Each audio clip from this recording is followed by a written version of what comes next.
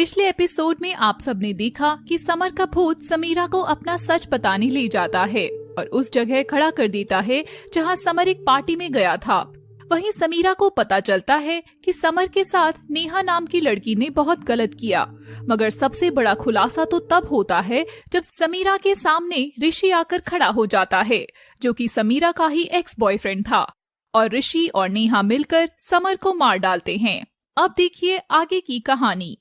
Samira camp में बैठे लड़कों के उस ग्रुप में समर को भी बैठा हुआ देखती है, मगर समर हमेशा की तरह बस चुपचाप बैठकर मुस्कुरा रहा था। समर, ये तुम हो?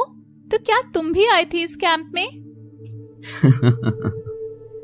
समीरा, मैं तो उस बस में भी ठीक तुम्हारे पीछे ही बैठा था जिसमें तुम चढ़ी थी।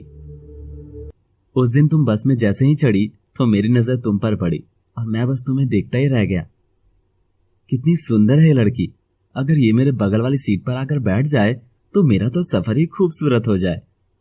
मगर तुम तो ऋषि के पास बैठी थी और मैं हमेशा की तरह ही चुप रह गया। मगर किस्मत का खेल देखो, तुम इसी कैंप में आ गई। मैं तुम्हें हर पल नोटिस करता था, तुमसे बात भी करना चाहता था, मगर कभी कुछ बोल ना सका।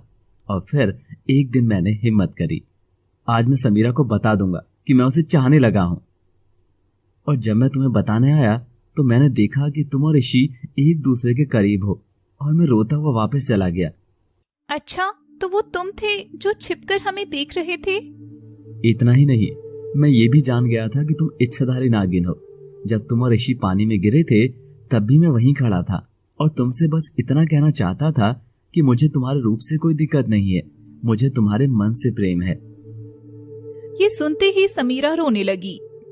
समर और समीरा दोनों वक्त में लौट आते हैं। मगर तुम्हारे साथ ऐसा क्यों हुआ? ऋषि और मैं एक ही शहर से थे। नेहा आमिर भाई की बिगड़ी हुई बहन थी। उसका दिल लोगों पर खिलौनों की तरह आ जाता था। मुझ पर भी उसका दिल आ गया था, मगर मैं तो तुमसे प्रेम करता था, तो मैं कैसे उस नेहा को अपनाता, और उसका ईगो हर्ट हो गया। तुम मेरे पास क्यों आए समर? तुम तो खुद एक भूत हो, कुछ भी कर सकते थे।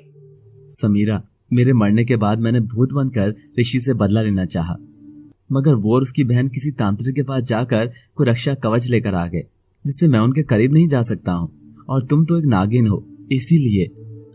ओह, इसलिए तुम मुझे उस पूजा को करने से रोक रहे थे ताकि मेरे पास मेरे नागिन का रूप रहे? हाँ समीरा, मुझे बस तुम्हारा ही ख्याल आया और मैं तुमसे मिलने आ गया। क्या तुम मेरे इस बदले में मेरा साथ दोगी?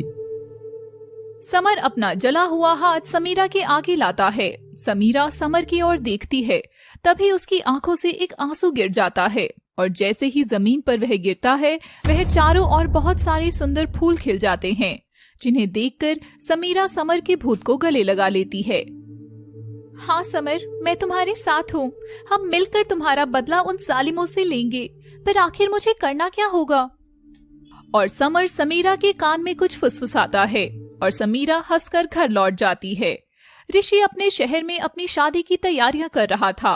तभी ऋषि बाजार में कुछ सामान लेने आता है और उसे अपनी गाड़ी के कांच में किसी लड़की की परछाई सड़क पर दिखाई देती है, जिसे देख ऋषि तुरंत अपनी गाड़ी रोक देता है और गाड़ी से उतरता है और उस लड़की के पास जाकर उसका हाथ पकड़ता है। लड़की मुड़ती है, दोनों एक दूसरे को देखते हैं। समीरा, तुम यहाँ कैसे? ऋषि, तुम मुरादाबाद में रहते हो? ऋषि समीरा के गले लगता है कि तभी उसे याद आता है कि समीरा तो एक नागिन है।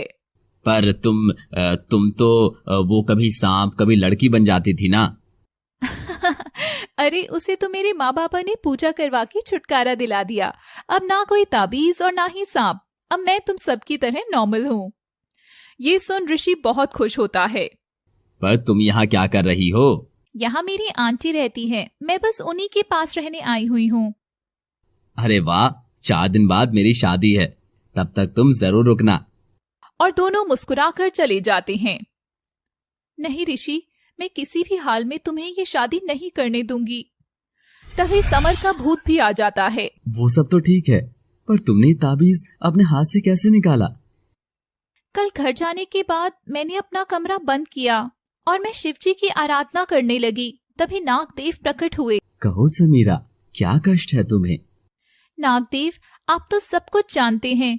अब मैं एक ऐसी लड़ाई लड़ने जा रही हूँ जहाँ मेरा ये नागिन रूप कमजोरी नहीं, मेरा हथियार बनेगा, मगर मेरी शक्तियों पर कोई काबू नहीं है।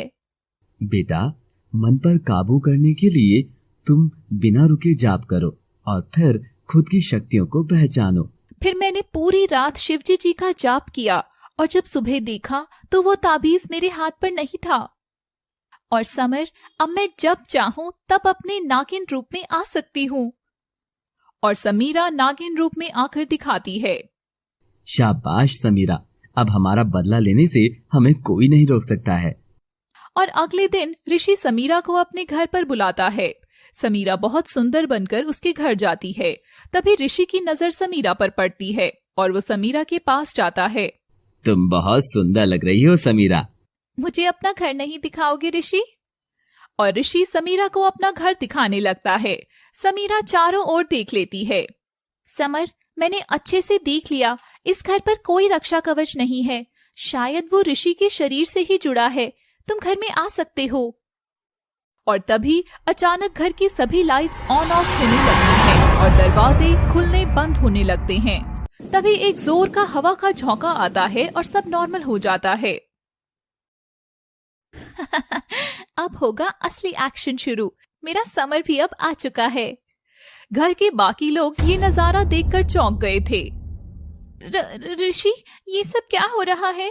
कहीं कोई भूत तो नहीं? नहीं नहीं समीरा, भूत वूत कुछ नहीं होते हैं। और ऋषि समीरा को दूसरी जगह ले जाता है। और ये देखो, ये हमारा स्टोर रूम है। समीरा अंदर झांक कर देखती है और एकदम से जोर से चिल्लाती है। ऋषि, कोई मेरा हाथ अंदर की ओर खींच रहा है। ऋषि, मुझे बचाओ, वो मुझे अंदर ले जा रहा है। क्या हुआ समीरा? कौन है वहाँ? समीरा नाटक करते हुए अंदर घुसती है और ऋषि का हाथ पकड़कर उसे भी स्टोर रूम के अंदर ले जाती है। तुम ठीक तो हो ना समीरा? क्यों, डरा दिया ना? कैसी लगी मेरी एक्टिंग? मैं तो बस थोड़ी सी मस्ती कर रही थी।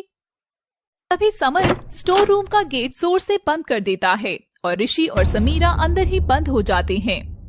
देखो, अब ये क्या हो गया? मुझे बहुत सारा काम है समीरा, तुम भी ना। फिर समीरा ऋषि को खींचकर अपने पास ले आती है। ये तुम क्या कर रही हो समीरा? श्श्श, बोलो मत वरना वो भूत सुन लेगा। ऋषि चुप हो जाता है। तुम तो उस दिन ऐसे चले आए थे ऋषि, जैसे तुमने मुझसे कभी प्यार किया ही ना हो। फिर मेरी याद नहीं आई तुम्हें? और समीरा रोने का नाटक करके ऋषि के सीने से लग जाती है और उसके शरीर पर कुछ ढूंढने लगती है। समीरा, तुम एक नागिन थी और मैं इंसान। हमारा मिलन असंभव था और वैसे भी 3 दिन बाद मेरी शादी है। इन बातों का अब कोई फायदा नहीं। पर ऋषि, अब मैं इंसान हूँ और तुमसे बहुत प्रेम भी करती हूँ। तभी समीरा को ऋषि के गले में एक अजीब सी माला नजर आती है। लगता है यही है वो रक्षा कवच। मुझे इसे ऋषि के गले से अलग करना होगा। और समीरा फिर से ऋषि के गले लगती है। पर समीरा, मैं अब क्या कर सकता हूँ? समीरा चालाकी से उस माला को अपने बालों में फंसा देती है और जैसे ही वो ऋषि से दूर होती है, ऋषि की माला समीरा के बालों में आ जाती है और ऋषि का रक्षा कवच टूट जाता है। तभी समीरा के पीछे रखे कांच में ऋषि को समर खड़ा नजर आता है। अब तू कैसे बचेगा ऋषि? मैं अब वापस आ गया हूँ। ऋषि कांच की ओर इशारा करता है। वो यही है, यही है समीरा, वो वापस आ गया है। कौन वापस आ गया है ऋषि? यहाँ तो कोई भी नहीं है। और समर कांच में से निकलकर दौड़ता हुआ ऋषि की ओर आता है, मगर ऋषि तभी समीरा के बालों में लगी उस माला को निकालकर समीरा को जोर से धक्का देता है और वो माला फिर से पहन लेता है, जिससे समर ऋषि को छू नहीं पाता। तभी ऋषि देखता है कि उसके धक्के से समीरा टेबल पर जाकर गिरी है, जिससे उसके सिर पर गहरी चोट लगी है। अब देखिए आगे, समीरा और समर एक तो हो गए, मगर क्या वो अपने लिए इंसाफ कर पाएंगे? जानने के लिए देखिए हमारी ये दिलचस्प कहानी जारी रहेगी। ऐसी इंटरेस्टिंग स्टोरी देखने के लिए सब्सक्राइब करें हमारा